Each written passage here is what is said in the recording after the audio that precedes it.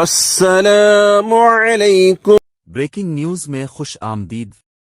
مودی کے ہندوستان میں چراغ تلے اندھیرا، بھارتی فوج اور منشیات سمگلنگ میں ملوث نکلی، اپنی ہی عوام کو چونا لگانے میں پیش بھارتی فوج سینئر افسران کو دھوکہ دینے لگی۔ جھوٹ، جعلی مقابلے اور ماورائے عدالت قتل ہندوستانی فوج کی پہچان بن چکے ہیں۔ عصمت دوری، بے گناہ شہریوں کو قتل، خودکشیوں اور گلوان سے پسپائی نے ہندوستانی فوج کو اوچھے ہتھ کنڈوں کے استعمال پر مجبور کر دیا۔ بھارتی فوج اور جموں کشمیر پولیس کے درمیان مودی سرکار کے سامنے نمبر بنانے کا سخت مقابلہ جاری ہے۔ بھارتی فوج مودی سرکار کی خوشامد کے چکر میں اپنے ہی ہتھیار سے مگل کر کے آزادی پسندوں کے سر منڈنے لگی۔ بھارتی فوجی افسروں نے اپنا کیریئر بنانے کے چکر میں خطے کا امن داؤ پر لگا دیا۔ فوجی افسران پروموشن، تمغوں اور رپورٹ کے چکروں میں کشمیریوں کے خون سے کھیلنے لگ گئے۔ پاکستان کی انٹیلیجنس ایجنسیوں نے ہندوستانی ایجنسیوں کا منصوبہ ناکام بنا دیا۔ منصوبے کے مطابق مجبور کشمیریوں کو پیسے کا لالچ دے کر سمگلنگ پر آمادہ کیا جاتا، موقع ملنے پر بے خبر سمگلر کو جعلی آپریشن میں مار دیا جاتا، بعد ازاں اسے آپریشن کا نام دے کر ذاتی تشہیر کی جاتی اور الزام پاکستان کے سر تھوپ دیا جاتا۔ ابتدائی طور پر اسلحہ اور منشیات کی چھوٹی کھیپ کو کشمیر پولیس سے خفیہ رکھ کر سمگل کیا جاتا۔ کامیابی کی صورت میں ایک بڑی کھیپ، 50 رائفل، 30 پستول، 20 دستی بم، 50 کلوگرام منشیات کا آزاد کشمیر سے سمگلنگ کا ڈرامہ رچایا جاتا۔ سمگلنگ کے دوران جعلی سمگلرز کو بھارتی فوج کے ہاتھوں مروا دیا جاتا اور اسے آپریشن کا رنگ دے کر پاکستان پر دراندازی اور دہشت گردی کا الزام لگایا جاتا۔ آپریشن میں ملوث افسران کو انعام کے طور پر ہتھیار اور الفاٹ سٹیڈنگ رپورٹ سے نوازا جاتا۔ CID کشمیر کا جموں و کشمیر پولیس کے سربراہ کو مراسلہ منظر عام پر آ گیا۔ مراسلے میں CID کشمیر کا سربراہ جموں و کشمیر پولیس کے سربراہ کو منصوبے سے آگاہ کرتے ہوئے اسے نظر انداز کرنے کی ہدایات دے رہا ہے۔ مراسلے میں 3 راجپوت کے حاجی پیر سیکٹر، 12 جاٹ کے اڑی سیکٹر اور لیفٹیننٹ کرنل اکشنت کا ضلع کپواڑہ میں جعلی آپریشن کا ذکر ہے۔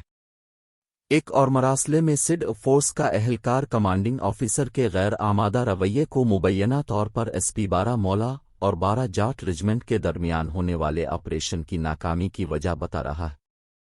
مراسلے میں مزید یہ بھی کہا گیا کہ کمانڈنگ آفیسر کے چھٹی جانے کی صورت میں سیکنڈ ان کمانڈ اس جعلی آپریشن پر رضامند ہے۔ بھارت تحریکن آزادی کے کشمیر کو دبانے اور پاکستان کو بدنام کرنے کے لیے پہلے بھی یہ حربے آزما چکا ہے۔ 26 فروری 2019 کو BJP کی انتخابات میں جیت یقینی بنانے کے لیے جعلی سرجیکل سٹرائیک کا ڈرامہ رچایا گیا۔ 16 جنوری 2021 کو دی وائر کی رپورٹ میں ارناب گوسوامی کی لیک واٹس ایپ چیٹ کے مطابق پلوامہ حملے میں مودی سرکار خود ملوث تھی۔ 18 جولائی 2020 کو بھارتی فوج نے 3 کشمیریوں کو دہشت گرد قرار دے کر شہید کر ڈالا، شور مچنے پر نام نہاد انصاف کا پرچار کیا۔ لیکن جنوری 2021 میں اسی واقعے میں ملوث بریگیڈیئر کٹوچ کو یدھ سیوا میڈل سے نوازا گیا۔ 3 فروری 2022 کو بھارتی فوج نے شبیر احمد کو چند گیر، بانڈی پورہ سے اسلحہ سمیت گرفتار کیا، جبکہ کشمیر CID کے مطابق شبیر احمد 19 جنوری سے زیر حراست تھا۔ 2010 میں مچیل میں 3 نوجوانوں کو جعلی مقابلوں میں شہید کر ڈالا۔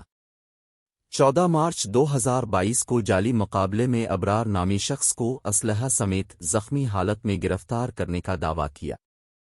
28 نومبر 2022 کو بھارتی فوج نے ضلع کپواڑہ کے گاؤں پنجترن میں ایک گھر کے نزدیک اسلحہ چھپایا، جسے مکان مکین نے فون میں ریکارڈ کر لیا۔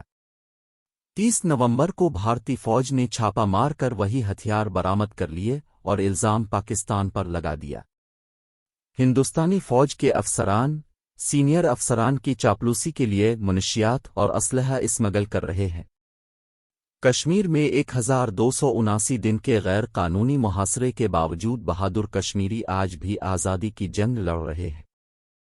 کشمیریوں کی تحریک آزادی سے توجہ ہٹانے اور 2023 میں 9 ریاستوں کے انتخابات جیتنے کے لیے ہندوستانی فوج ان ہتھ کنڈوں کا استعمال کر رہی ہے۔ باراک اوباما نے اپنی کتاب پرامسڈ لینڈ میں لکھا تھا کہ پاکستان مخالف موقف پر ہندوستانی انتخابات جیتتا ہے۔ عالمی میڈیا کئی بار ان جعلی مقابلوں پر آواز اٹھا چکا ہے۔ 2010 اور 2015 میں بی سی سی نے کشمیر میں ہونے والے جعلی مقابلوں پر سوال اٹھایا تھا۔ رپورٹ کے مطابق 25 مارچ 2020 کو کابل میں سن کے گاردوارے پر حملے میں بھی بھارتی دہشت گرد ملوث تھے اور بھارتی قوانین ایسے جرائم میں ملوث فوجیوں کا تحفظ بھی کرتے ہیں۔